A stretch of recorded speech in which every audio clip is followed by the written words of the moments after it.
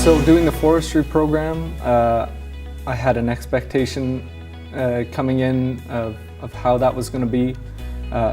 Was absolutely not like that. You know, it's been a great year, to be honest. I came to Pembroke in particular with that previous experience, looking at the other two schools and deciding, well, you know, I've been a student here.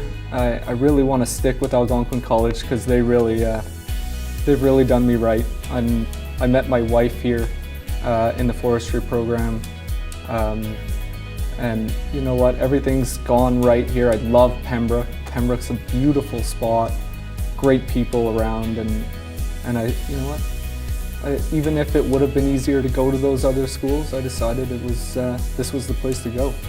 My employer currently, one of his last things he said to me was, make sure you're being taught by the right people.